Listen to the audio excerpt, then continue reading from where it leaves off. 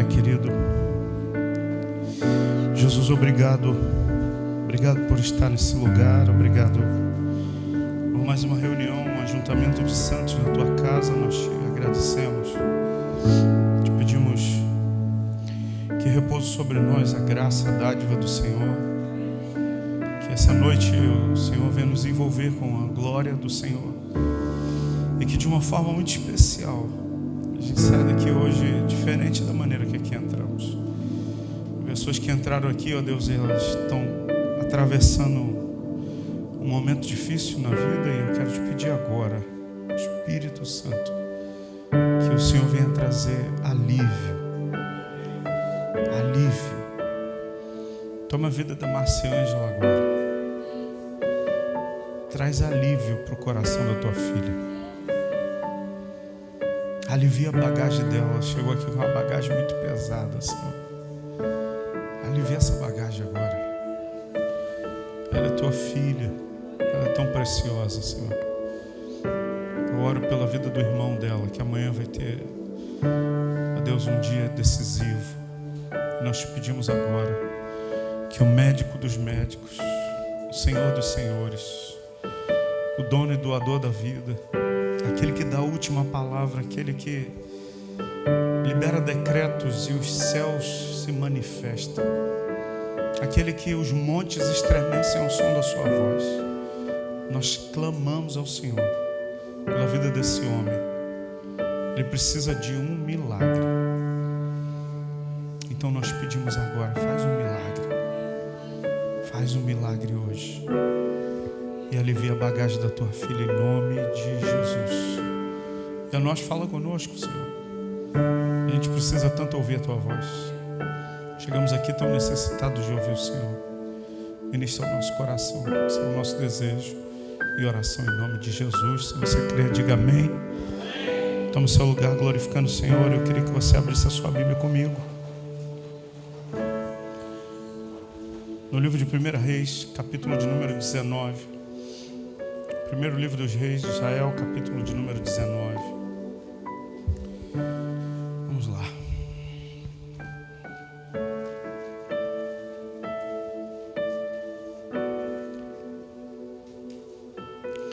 Eu queria meditar nesse texto nessa noite de hoje, dividir com você aquilo que está no meu coração, que encontre também lugar no seu coração, em nome de Jesus. É bom ver o Rodrigo e a Maiara aqui, estava com saudade de vocês. Glória a Deus. Tomara que amanhã esteja na célula também. Uma voz de aleluia. É bom ver o Gabriel aqui também. Sentiu sua falta domingo. Vamos lá.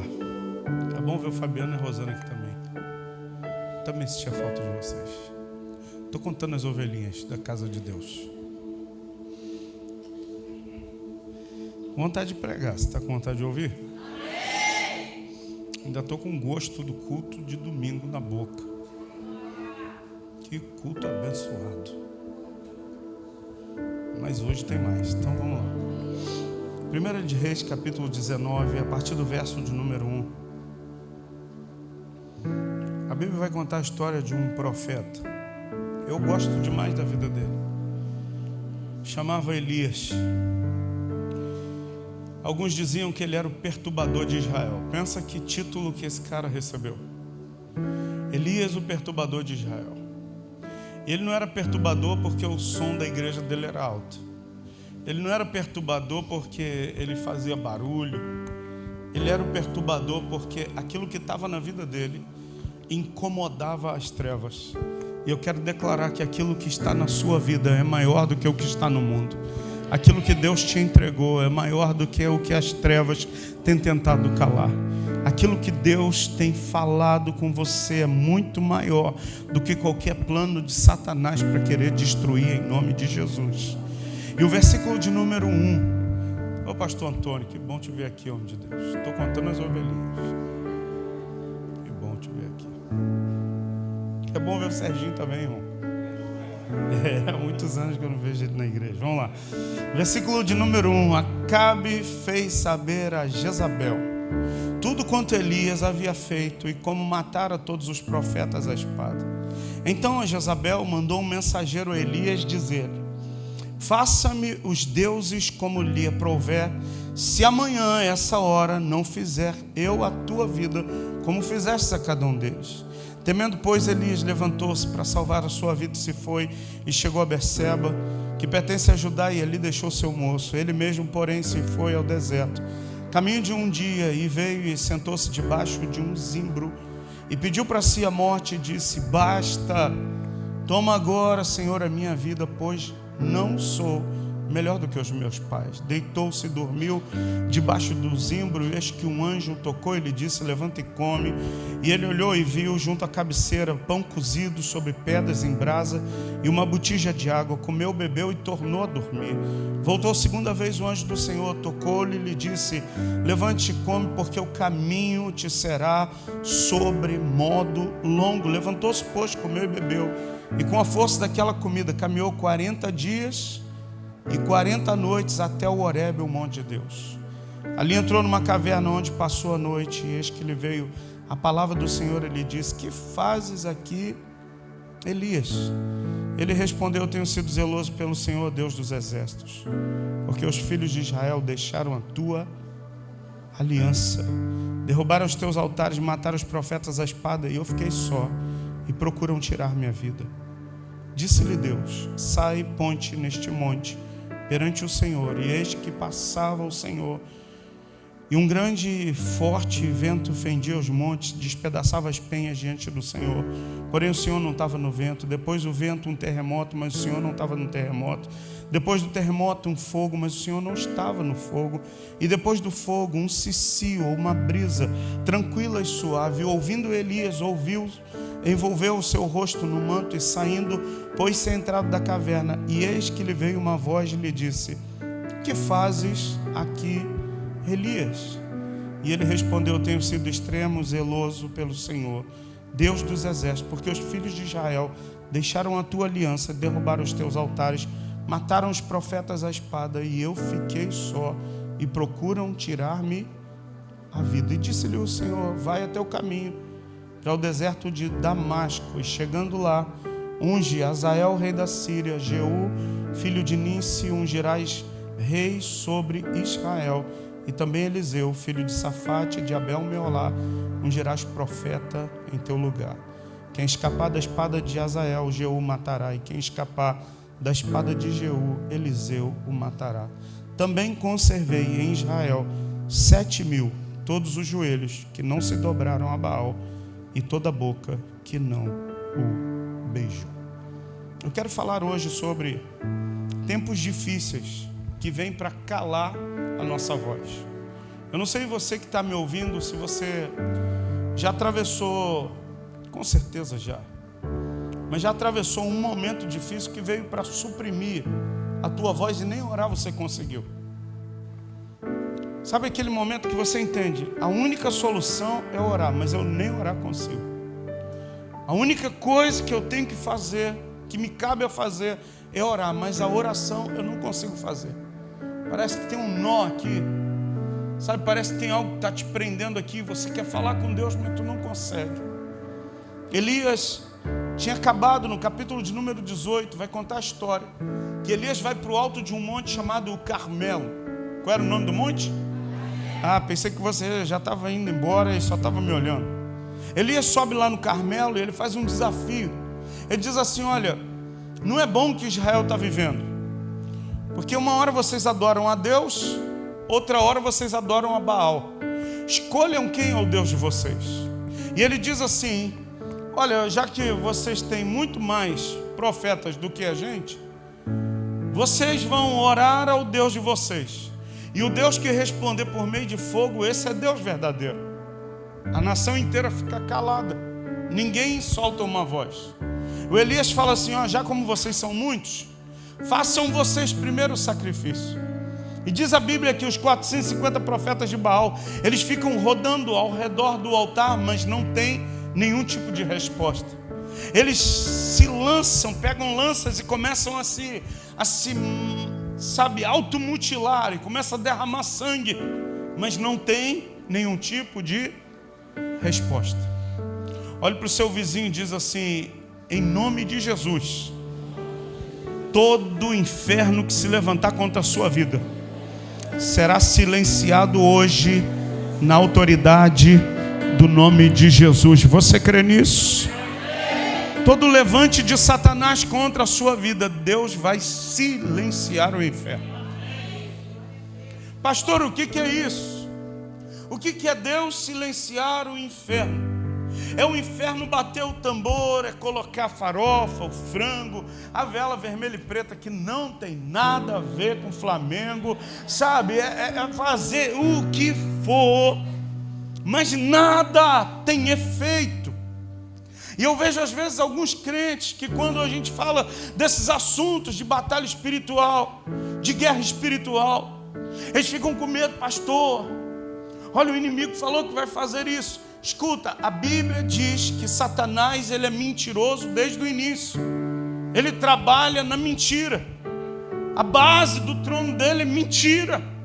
A fala dele é mentirosa. E em todo tempo ele vive mentindo para mim e para você. Agora basta saber quem você vai dar crédito. Se você vai dar crédito à voz do Senhor, ou se você vai dar crédito à voz do adversário, que em todo tempo está dizendo: eu vou destruir, eu vou acabar, eu vou matar, não vai dar certo esse projeto, isso aqui vai fechar, isso aqui você vai falir, isso aqui não vai acontecer com você. Escuta, eu quero decretar hoje, em nome de Jesus, declarar essa palavra que, sabe, o Senhor vai silenciar a voz do inimigo e vai tornar sem efeito toda e qualquer ação das trevas contra a minha vida e a sua vida. Eu posso ouvir um amém seu, querido? Mas pastor, o que isso significa?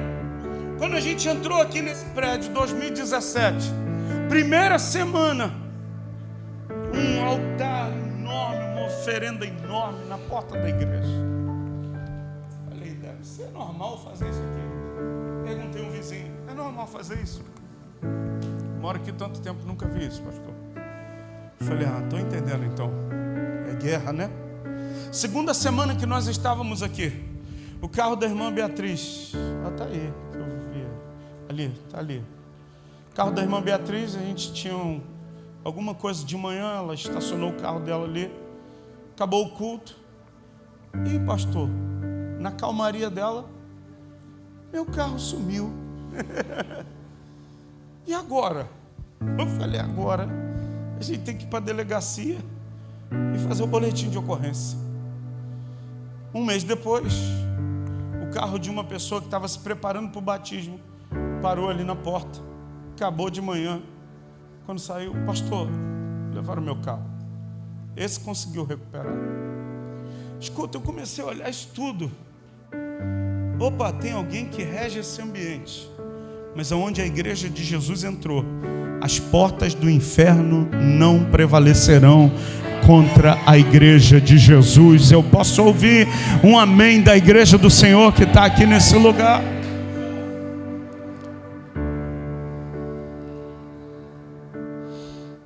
Elias falou, olha, comecem vocês. Eles ficam rodando ao redor do altar, não tem nenhum tipo de resposta. Começam a derramar sangue, se machucam, o sangue começa a derramar, nada de resposta. Elias começa a zombar. Elias era um profeta daqueles, sabe, ousado. Ele diz, olha, faz o seguinte, clame mais alto ao Deus de vocês. De repente ele está dormindo, ou talvez ele fez uma viagem. Clama mais. E nada de resposta de Baal. Quando chega a hora, 3 horas da tarde, a hora do sacrifício, Elias diz, agora é a minha vez. Ele repara o altar, ele pega um novilho, corta no meio, e ele começa a fazer uma oração.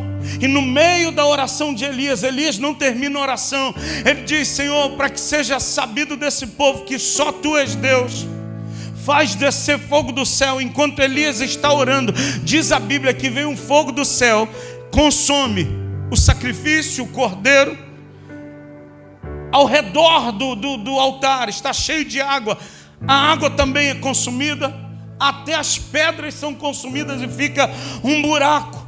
Quando todo o povo olha para aquilo, Bruno, todo mundo começa a dizer: só o Senhor é Deus, só o Senhor é Deus. Você pode imaginar uma nação inteira declarando: só o Senhor é Deus, só o Senhor é Deus. Um povo inteiro clamando ao Senhor. Elias diz: agora a gente vai matar os profetas de Baal. Mata um por um. Só que no outro dia, eu quero te dizer a segunda coisa: para cada dia de vitória, tem sempre um contra-ataque do inimigo contra a minha vida e contra a sua vida. Nosso grande problema é que a gente celebra as vitórias, mas a gente esquece que o nosso adversário, que tomou uma surra, que apanhou, que foi mais uma vez humilhado, que foi mais uma vez, sabe, exposto à sua vergonha, ele não desiste, ele se levanta outra vez para nos afrontar. Mas a Bíblia diz: se ele vier por um caminho, ele vai fugir por 7. Eu declaro essa palavra sobre a tua vida: se Satanás está vindo por um caminho, por 7 ele fugirá de você, em nome de Jesus. Eu e Cristiane, quando a gente começou no ministério, muito imaturos, a gente foi para um congresso, um encontro, e a gente ficou maravilhado. Deus fez coisas maravilhosas na nossa vida. E quando a gente, sabe, chegou em casa, a gente conversou e falou: amor, vai ser uma bênção a partir de agora. Deus vai fazer e vai acontecer, e vai ser isso e vai ser aquilo, e glória a Deus. Escuta, foi a pior semana que a gente viveu. Foi uma semana tão difícil que parece que a gente tinha esquecido tudo que a gente tinha vivido num final de semana. Sabe por quê? Porque para cada vitória e cada avanço da igreja, o inferno se levanta, mas sempre vai se levantar para cair, porque maior é o que está em nós do que o que está no mundo. Mais são os que estão conosco do que aqueles que lutam contra nós. E eu quero declarar em nome de Jesus a vitória de Deus sobre a tua vida, em nome de Jesus. Eu posso ouvir um amém da igreja do Senhor que está aqui nesse lugar, meu irmão? Pastor, mas o que tem a ver isso com esse texto? Elias tinha acabado de ter uma vitória no Carmelo, mas a mulher por nome de Jezabel, escuta, Jezabel, eu não estou falando de uma mulher, porque eu já vi pregadores dizendo: aquela mulher é uma Jezabel, aquela mulher é isso, aquela... Escuta, eu não estou falando de mulher nenhuma. Jezabel aqui fala de uma regência. Jezabel fala de um espírito. E o que esse espírito faz? Ele cala a voz profética da igreja. Jezabel é um espírito de controle e manipulação. Se tem algo que eu já guerreei tantas vezes, e eu ainda continuo guerreando, é sobre esse espírito. Porque quer calar a minha voz, quer me botar uma mordaça, quer me intimidar para falar: não fale isso, você não pode fazer isso. Mas todas as vezes que esse espírito se levanta contra a minha vida, porque sabe que vai afligir a igreja, é tempo onde Deus também me dá armas espirituais novas para mim lutar e vencer, para que eu plante e amanhã eu venha colher. E eu quero te dizer que mais uma vez Deus está nos entregando armas espirituais para a gente batalhar e vencer, para a gente plantar e colher, para a gente avançar. A igreja não vai retroceder. Olhe para quem está do seu lado e diga assim: a ordem é marchar, a ordem é avançar, meu irmão. A ordem não é retroceder, a ordem não é voltar atrás, a ordem é ir adiante. Você entende isso hoje? Pastor, ainda não estou entendendo. Tem coisas na sua vida que já eram para estar lá na frente, mas esse espírito de Jezabel fez você temer e retroceder. Me mostre isso na Bíblia, pastor. Está aqui, versículo de número 2. Acompanhe comigo, por favor. Então Jezabel mandou um mensageiro a Elias a dizer: façam-me os deuses como lhes se aprouver, se amanhã, a essa hora, não fizer eu a tua vida como fizestes como cada um deles.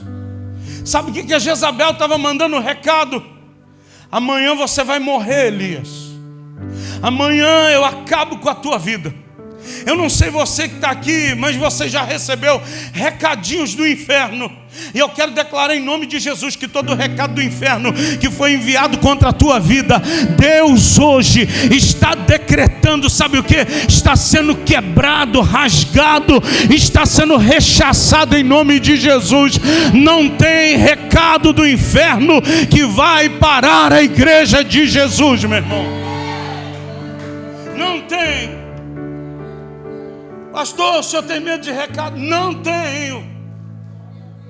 O senhor tem medo? Não tenho. Pastor, o senhor tem peiteaço? Não tenho também. Pastor, o senhor entra lá no meio do tiroteio? Não entro. Não sou bobo, não sou louco, não sou super-herói. No outro dia a gente foi, Cristiane me raptou e me levou para o cinema. Eu falei, o que você quer ver? Vamos ver Super-Homem. Eu falei, eu vou botar a sunga vermelha de noite, aleluia. E fomos ver Super-Homem, nós dois. Irmão, eu não sou o Super-Homem. O cara apanhou o filme todo. No final do filme se levanta, dá um soco no outro, venceu a batalha. Eu não sou um super-homem para tomar tiro e ficar em pé. Não sou um super-homem, sabe, para botar o peito no meio do tiroteio. Não sou. Mas escuta, recado do inferno, recado de Satanás. Eu não recuo, não tenho medo. E eu quero dizer que nós como igreja estamos vivendo um tempo, sabe, de combate, onde está próximo a gente avançar para um próximo nível. Todas as vezes que a igreja vai dar um salto para o próximo nível, se levanta um monte de coisas. Se levanta a voz dizendo, pastor, você é isso, você é aquilo. A pastora, você é isso, pastora, você é aquilo. Ele levanta-se um irmãozinho para dizer, você é isso, você é aquilo. A igreja é assim, a igreja é assada. Escuta, eu não temo recado do adversário, porque eu sei em quem tenho crido. Estou certo que Ele é poderoso para guardar o meu depósito. Eu sei o que Ele fez na minha vida. Eu sei quem é Deus para mim. Eu sei quem é o Deus dessa casa, a quem nós celebramos e adoramos. E o Deus desse lugar é um Deus que não é homem para mentir, não é filho de homem para se arrepender. E quando Ele fala algo, Ele cumpre. Eu posso ouvir um amém daquele que crê nisso, meu irmão. Verso 2, Jezabel manda recado. Eu quero declarar todo recado na tua vida, sabe, de destruição, está sendo rasgado hoje em nome de Jesus. Pastor, me mandaram um recado aqui, rasgado em nome de Jesus. O inferno está falando que vai acabar, rasgado em nome de Jesus. Satanás disse que vai destruir a família, está rasgado em nome de Jesus todo o decreto do inferno contra nós. Agora olha o que diz o versículo de número 3, acompanhe comigo. Temendo Elias. Na versão NVI diz assim: Elias teve medo. Pastor, ter medo é errado, Dilma. Não. Ter medo é coisa de gente fraca. Não. Porque se fosse, eu seria o maior Zé Mané. Porque sinto medo, mas o medo não me para. E eu quero dizer para você, está com medo? Vai com medo mesmo. Pastor, não sei como é que vai ser. Vai com medo, mas não foge. O problema de Elias não foi ter medo. O problema de Elias foi fugir. E por que, pastor, o senhor está pregando sobre isso? Porque quando eu sentei ali, Deus mandou pregar sobre essa palavra hoje. Porque tem gente que está aqui e hoje você precisa dizer um basta nessa vida de fuga. Chega de fugir, irmão. Chega de ser fugitivo. Começa um problema, você foge. Começa um problema, você diz, não vou mais me relacionar com esse irmão aqui, porque chega, irmão, vai embora daqui. Fuga. Encare teus medos, encare teus problemas, encare as tuas crises. Não foge. Não vou mais fazer nada aqui não, porque já me chateei aqui. Fuga. Tem gente fugindo do casamento, tem gente fugindo de problemas da família, tem gente fugindo, sabe de quê? de educação dos filhos. A gente transfere. Não, aqui ó, toma o celular novo. Vê o filme que você quiser aí. Vê o desenho endemoniado que você quiser aí. Pode ver. Aí depois diz, eu não sei onde eu errei com esse menino. Porque você fugiu. Porque você não encarou. Pastor, o que é não fugir? O que é encarar? É você dobrar o teu joelho. É você clamar ao Deus do céu. Sabe por que eu estou pregando aqui? Porque a minha mãe não fugiu, irmão. Eu estava na night, minha mãe estava de joelho dobrado. Eu estava fazendo um monte de besteira, minha mãe estava de joelho dobrado. E sabe o que ela fazia? Deus, eu consagrei o Júnior ao Senhor. O Júnior é teu. Eu não sei onde ele está agora, mas alcança ele. E no meio da choperia, irmão, começava a chorar, porque eu ouvia a voz do Espírito Santo dizendo, o que você está fazendo aí? Você não é para estar aí, Júnior. Porque tinha uma mãe que estava orando por mim. Tinha uma mãe que todo dia me acordava de madrugada. Um cheiro de azeite, não era óleo ungido, igual da igreja cheirosinho, não. Cheiro de azeite. Aquele cheiro. Falei, cara, eu estou sonhando que eu estou comendo. Quando eu vejo minha mãe está em cima da minha cabeça. Falei, o que foi, mãe? Nada, menino, volta a dormir. Depois que eu entendi que ela orava por mim toda madrugada e me ungia com óleo. Aí quando eu senti o cheiro, eu falei, é ela. Aí eu fingi que estava dormindo, irmão, para deixar ela orar. Sabe por quê? Ela estava encarando o problema de frente. Ela não estava fugindo, não.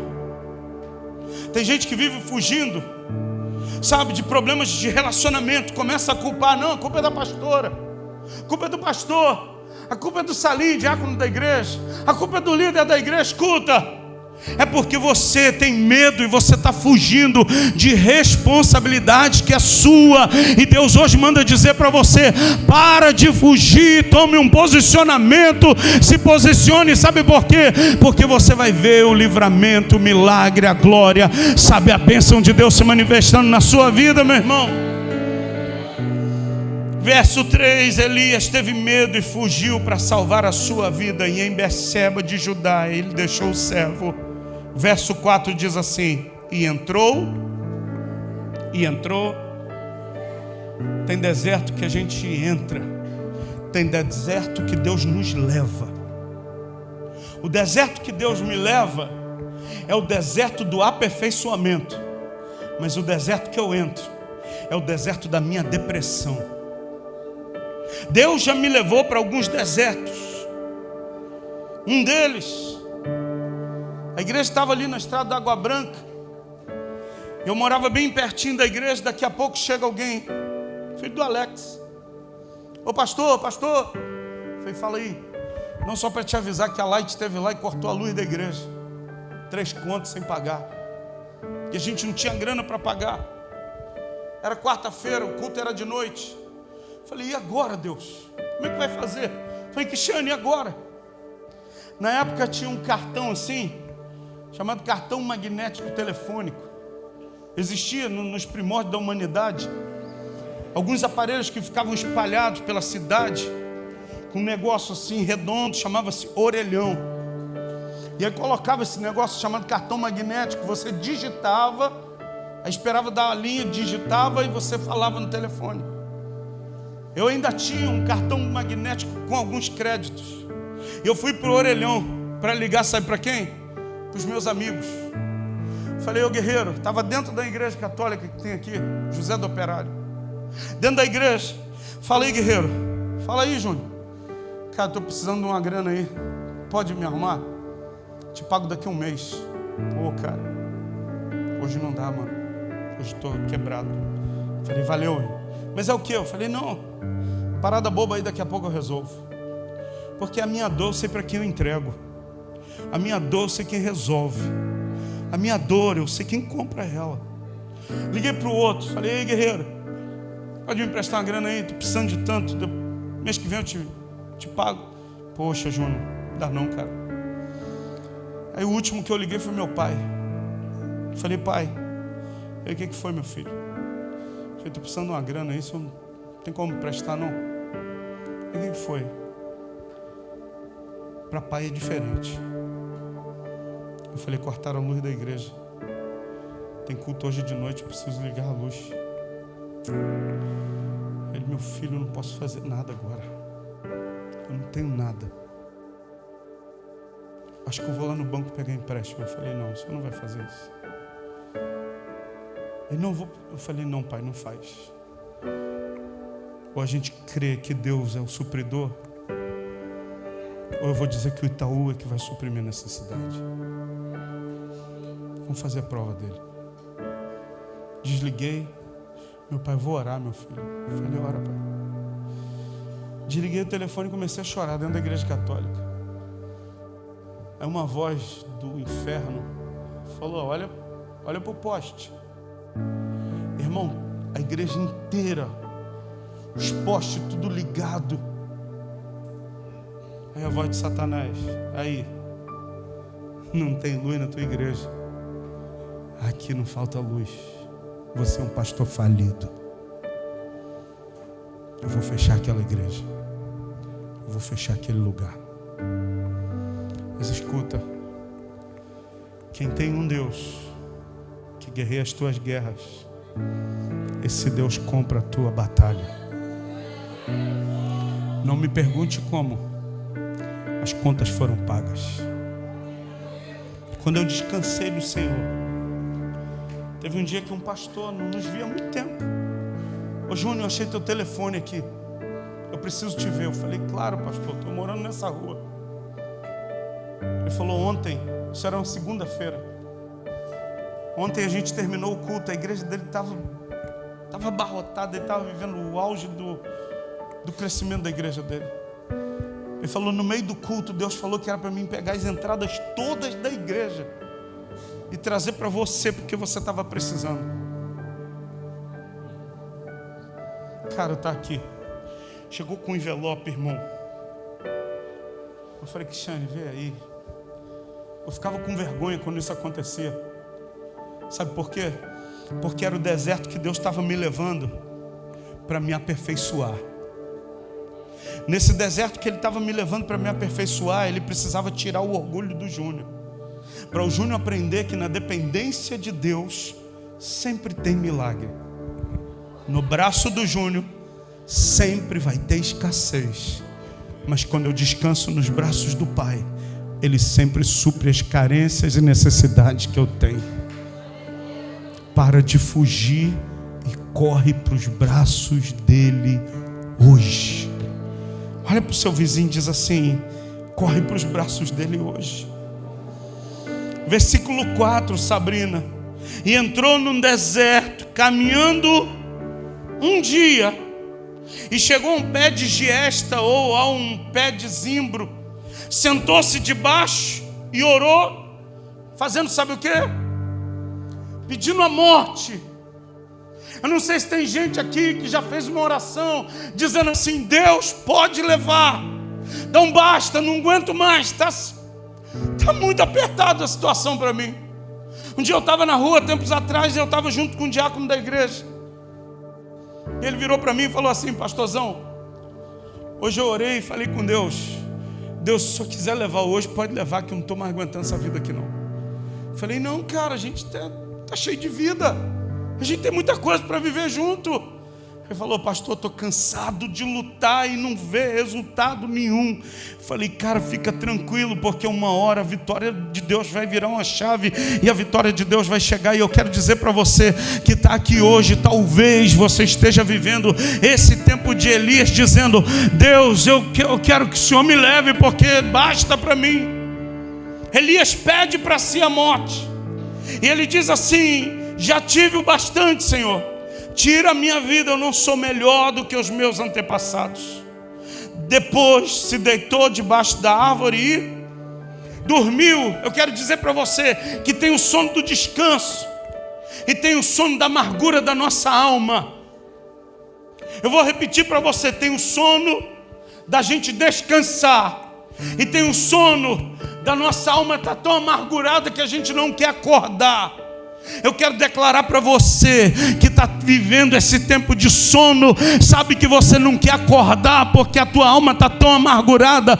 Deus hoje está dando um basta nisso e dizendo: chega, é hora de você se levantar. Diz a Bíblia que um anjo do Senhor vai lá e toca o Elias e diz: Elias, levanta e come. Um anjo do Senhor hoje está tocando você. Pastor, estou cansado, eu quero que Deus acabe com tudo. Se Ele me levar agora, estou no lucro. Eu quero te dizer, ainda não acabou a tua história. Deus ainda tem algo para fazer na tua vida. Você me entende hoje?